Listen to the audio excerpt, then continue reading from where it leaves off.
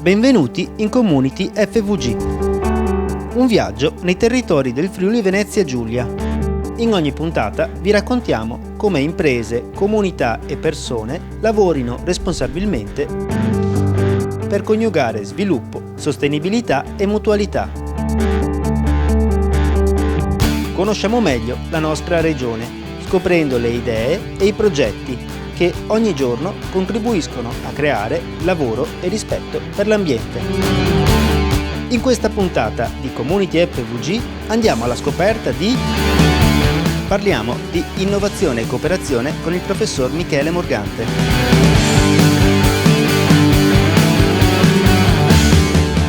La cooperativa agricola Ecolomb.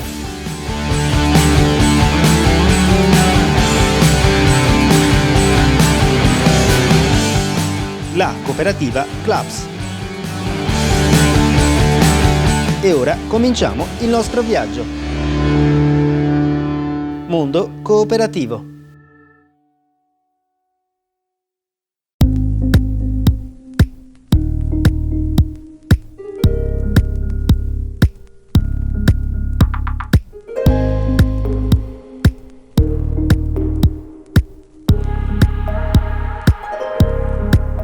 La cooperativa Ecolomb è nata nel 1985.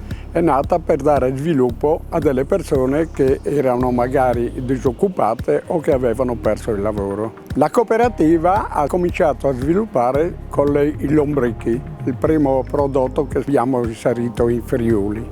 L'humus, per farla breve, sono dei microrganismi che servono a sviluppare nel terreno della materia organica inerte e ferma. Noi abbiamo sviluppato in un secondo tempo il settore florovivaistico. Era un settore che poteva avere spazi perché l'importazione dagli altri paesi è grande nel nostro paese. Noi riusciamo a produrre il 3-4% del prodotto del fabbisogno della gente in Friuli, Veneto, insomma la zona vicina, no? Allora abbiamo sviluppato il settore florovivaistico che tuttora lo mandiamo avanti.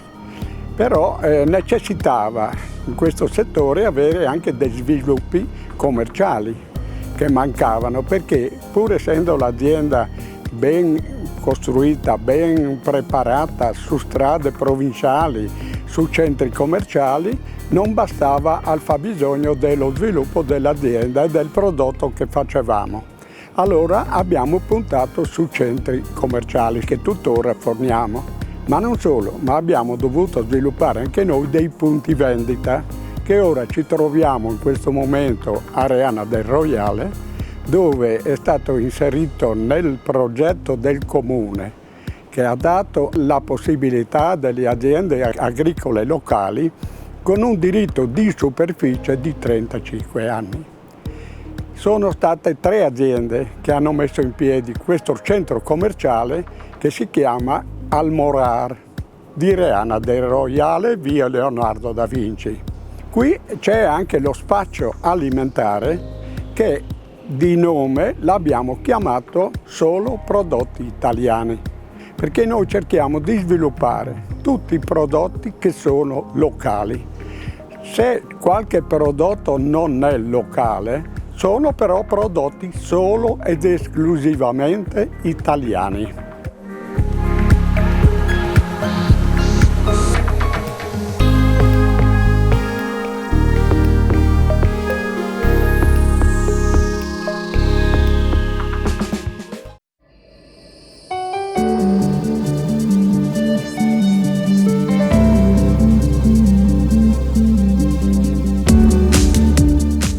Sono iniziati sabato 27 luglio i festeggiamenti per i 30 anni di attività della cooperativa sociale Futura di San Vito al Tagliamento. E in autunno la cooperativa riproporrà l'esperienza di turismo sociale che l'ha caratterizzata già nel 2018. Dall'8 al 12 ottobre infatti è in programma il viaggio da Civitavecchia a Livorno sulla nave Italia, il brigantino più grande del mondo messo a disposizione per attività sociali dalla Fondazione della Marina Militare. I festeggiamenti della cooperativa hanno quindi dato il via alla campagna di raccolta fondi per permettere ai 19 marinai di partecipare all'esperienza dopo che il progetto di Futura ha già superato la fase di preselezione. Cresce sempre di più l'attenzione delle cooperative nei confronti dell'Information and Communication Technology e di conseguenza la propensione a investire in questo settore. Nel 2018, nella macro area nord, cui appartiene il Friuli Venezia Giulia, il 35% delle imprese cooperative aderenti a Confcooperative ha dichiarato di aver investito in tecnologie per la sicurezza informatica. Il 15% ha investito nei big data e ben il 59% in dispositivi informatici.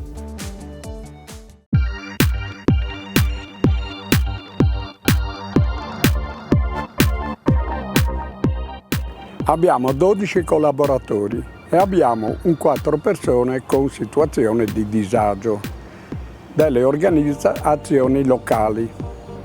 La cooperativa Ecolom, inoltre, ha sviluppato il settore della vendita dei propri prodotti.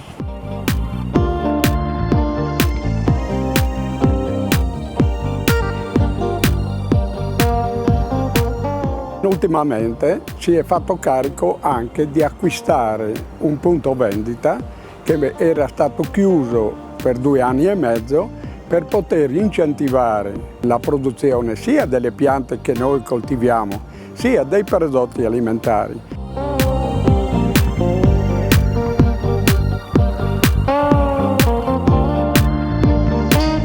Produciamo le stelle di Natale, che tutti in zona conoscono le stelle di Natale della Ecolom.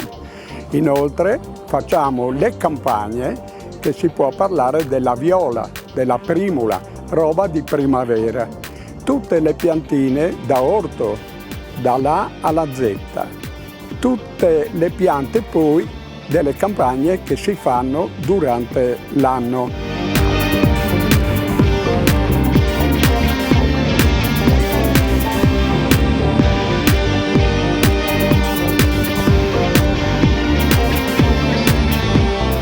A questo punto la cooperativa ha acquistato anche lo spazio alimentare, uno spazio alimentare che era fermo da 2 anni e mezzo. La cooperativa ha fatto lo sforzo di acquistarlo anche per dare lavoro a delle persone che lavoravano già in questo spazio e con esperienza. Lo spazio cosa fa esattamente? Vende prodotti alimentari. I prodotti alimentari sono formaggio, salumi, vini e verdura di stagione, solo di stagione perché viene prodotta dagli agricoltori in loco. Nello spazio si possono degustare i prodotti che sono in vendita, ma non solo, c'è un bel giardino, c'è un bel locale, ci sono i giochi per i ragazzi, ci sono tutte queste cose e i tavolini che uno si può sedere e degustare veramente i prodotti. L'obiettivo che è stato fatto di questo centro commerciale comunque è stato fatto appunto per far conoscere i prodotti della zona, in particolar modo formaggi, salumi, vini e verdure di stagione.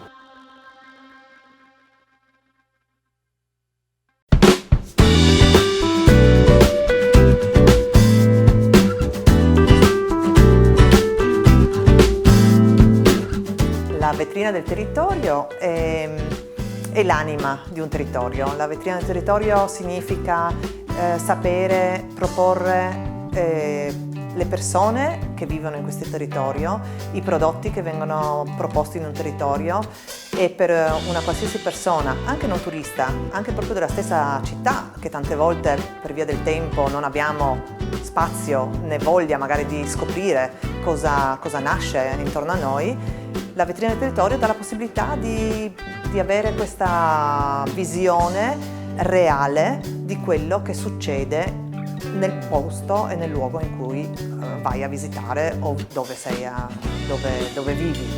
Per noi, Enoteca di Cormons, la vetrina del territorio è il surplus che gli altri non hanno, perché è una vetrina del territorio reale.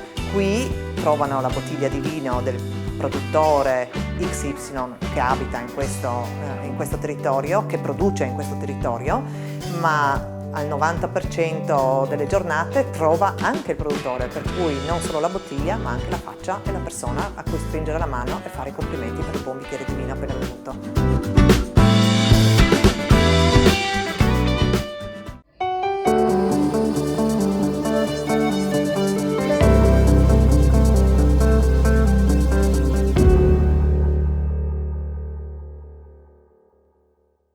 Salve a tutti! Innovazione fa rima con cooperazione? Per rispondere a questa domanda abbiamo chiesto aiuto al professor Michele Morgante, genetista dell'Istituto di Genomica Applicata di Udine, e che ci ha raccontato il suo punto di vista e ha risposto alle nostre domande. Eccole!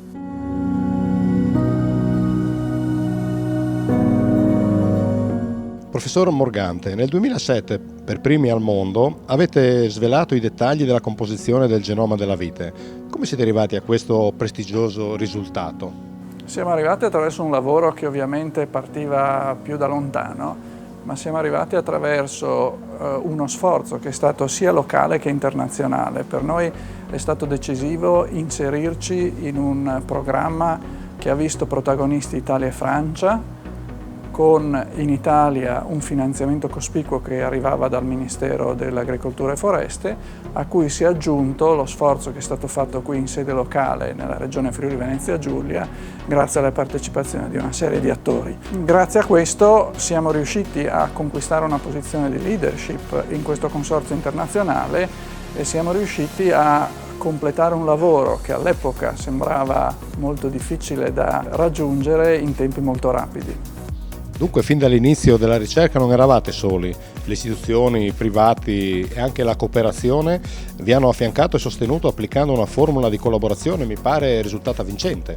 Direi proprio di sì, è stato uno sforzo che all'epoca era unico in un certo senso. Abbiamo messo assieme istituzioni pubbliche come il Parco Scientifico e Tecnologico, l'Università di Udine, la Regione Friuli Venezia Giulia, abbiamo messo assieme i protagonisti della cooperazione come la Federazione delle Banche di Credito Cooperativo, i Vivai Cooperativi di Rauscedo, abbiamo messo assieme i privati, una serie di viticoltori, di aziende che hanno avuto la lungimiranza di credere in un progetto di questo tipo e siamo riusciti a raccoglierli tutti assieme attorno a questo progetto, che aveva sia una valenza di ricerca di base, perché è indubbio che il sequenziamento del genoma è stato soprattutto una grande scoperta scientifica, che fra l'altro ci ha permesso di capire alcune cose molto importanti su come si sono originati i genomi delle piante, ma che aveva anche una grossa valenza applicativa, perché poi da lì abbiamo proseguito il lavoro che era già iniziato alcuni anni prima per ottenere delle nuove varietà di vite da vino resistenti a Peronospora oidio, che poi ci ha portato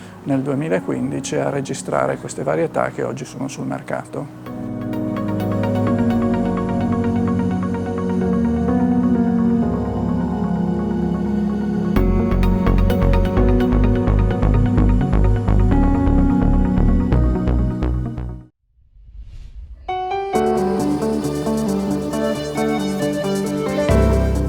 Fine della prima parte. Community FVG continua dopo la pubblicità.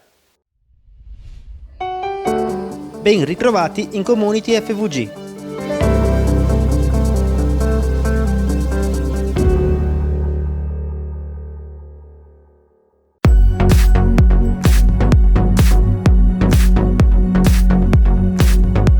Professor Morgante, dal suo osservatorio, privilegiato dell'Istituto di Genomica Applicata, qual è il ruolo che la ricerca e l'innovazione possono giocare nella crescita del tessuto produttivo, in particolare regionale, visto che siamo qui in Friuli Venezia Giulia? Senz'altro un ruolo fondamentale, non è retorica dirlo. Se le aziende vogliono restare sul mercato ed essere competitive, devono investire in ricerca e innovazione.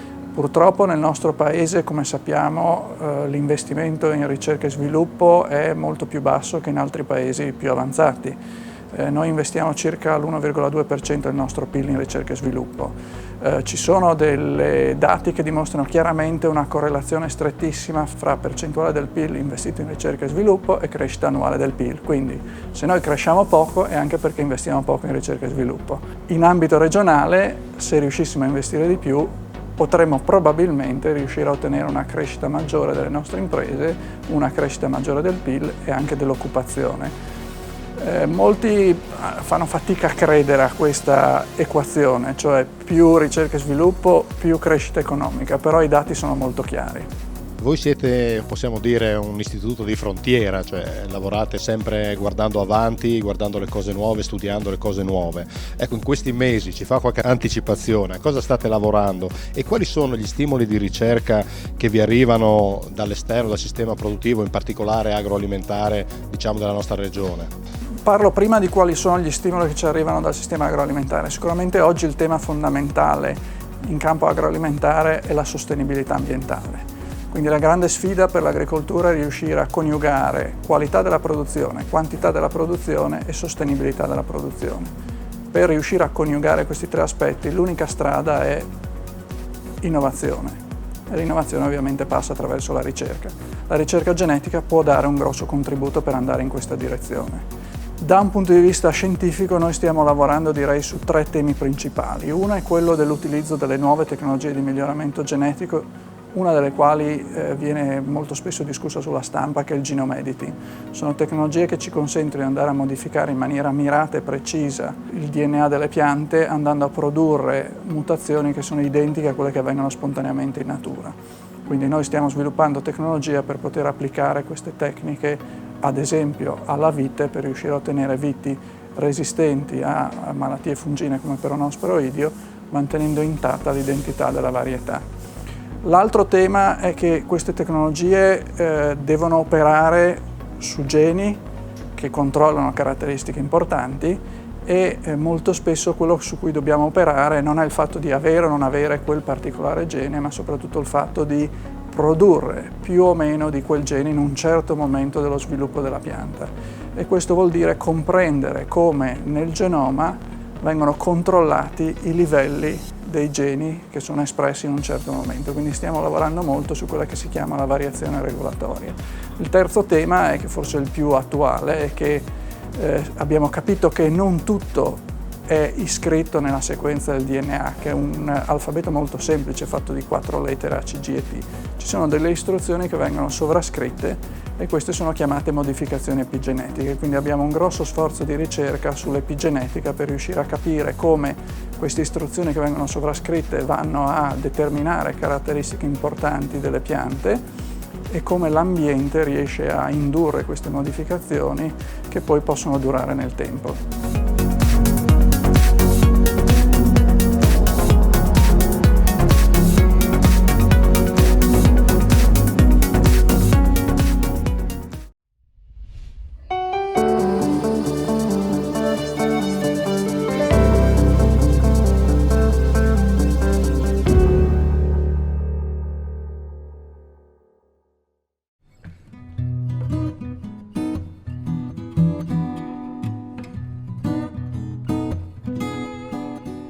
Claps è nata nell'85, qualche anno fa abbiamo festeggiato 30 anni di anniversario. È nata grazie a 3 personaggi, 3 nostri colleghi e soci, che quella volta l'hanno vista molto lunga dal punto di vista imprenditoriale. Il nome Claps può essere interpretato in 3 modi diversi, quella volta avevano pensato così. Un acronimo, cultura, lavoro, promozione e servizi.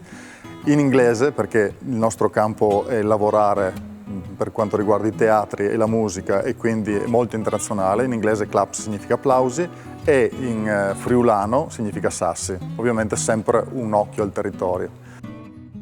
Claps si occupa dalla nascita di servizi per lo spettacolo. Servizi per lo spettacolo che comprendono un po' tutto quello che riguarda il settore dello spettacolo. Parliamo dai teatri all'ambiente live, ai concerti, alle conferenze, ai musical.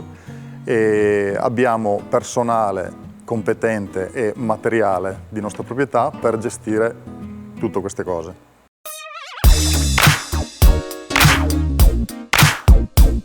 Claps è stata fondata da 3 persone, pian piano in poco tempo sono arrivate a 9 dipendenti.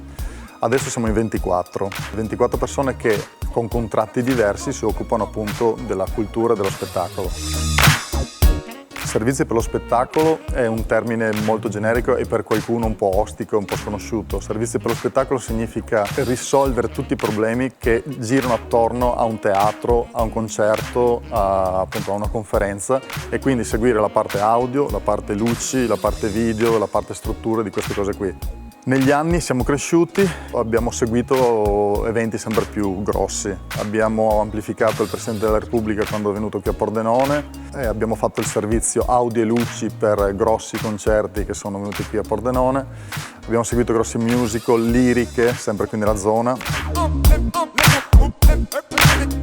Fin dalla Costituzione abbiamo sempre cercato di lavorare nella nostra zona, non tanto per essere una cooperativa locale, ma per dar modo anche a tutti i nostri tecnici, a tutti i nostri collaboratori alla fine alla sera di essere a casa. Si possono fare diverse scelte, si possono fare tournée come tanti nostri colleghi, e la nostra scelta è sempre stata quella di cercare, finché c'è lavoro, di lavorare nella nostra zona. Sono teatri e location ovviamente che conosciamo molto meglio, e quindi riusciamo anche a strutturarci e a fare dei servizi migliori. Un'altra scelta è stata quella di utilizzare sempre e possibilmente la manodopera interna per fare i servizi, e cioè rispetto ad altre aziende probabilmente non cooperative che hanno il materiale, sono i proprietari ma utilizzano prevalentemente manodopera esterna e tecnici esterni, magari da altre cooperative, noi cerchiamo il più possibile di utilizzare i nostri soci, i nostri lavoratori per quanto riguarda i nostri lavori.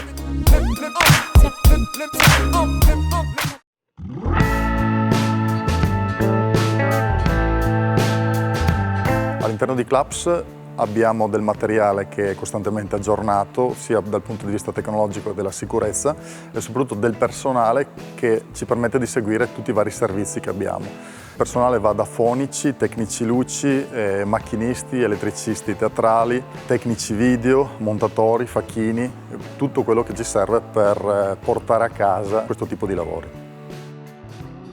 I nostri clienti sono clienti privati, che possono essere banche o anche per feste e matrimoni privati, ma soprattutto sono clienti pubblici. Noi collaboriamo con 6 teatri della zona di Pordenone con cui abbiamo un appalto di lavoro, e forniamo sia personale che materiale per riuscire a condurre questi spettacoli. Lo spettacolo teatrale è una cosa molto complessa. Uno spettacolo teatrale potrebbe essere strutturato e costruito in una giornata, come potrebbe essere per esempio un'opera lirica, potrebbe avere un montaggio che dura anche una settimana. I concerti la stessa cosa, ci sono concerti più piccoli e più grandi. Solitamente un concerto di una certa dimensione occupa 1 o 2 giorni. E la stessa cosa per i convegni. Ci sono convegni minori e convegni invece che occupano molto più materiale e molto più personale. Un'attenzione particolare è stata sempre rivolta all'argomento sicurezza. Quindi tutti i nostri tecnici e operatori hanno seguito tutti i corsi per quanto riguarda la sicurezza, e anche diciamo non i corsi obbligatori. Facciamo anche della formazione interna. Ovviamente corsi della sicurezza vuol dire i corsi base, i corsi specifici per quanto riguarda il lavoro, ma anche lavori in altezza, primo soccorso, antincendio, alto rischio. Questo ci permette di lavorare con clienti esigenti e che pretendono un certo tipo di sicurezza, e anche di seguire la gestione emergenze in alcune situazioni. Quando i vigili del fuoco richiedono delle squadre aggiuntive al personale presente in un teatro o in un palazzetto, noi abbiamo del personale che segue la gestione emergenze con patentino alto rischio e primo soccorso. Una caratteristica fondamentale di Claps e di essere in Claps è il grande affiatamento che c'è tra il personale, tra noi tecnici e tra noi dipendenti di noi stessi. È un elemento che ho sempre ritrovato in Claps e che cerco sempre di trasmettere alle generazioni future, a chi entra in Claps. E noto che questo affiatamento e questo amore per il lavoro e rispetto per noi stessi ha sicuramente buoni frutti ed è a livello imprenditoriale molto importante per la nostra azienda.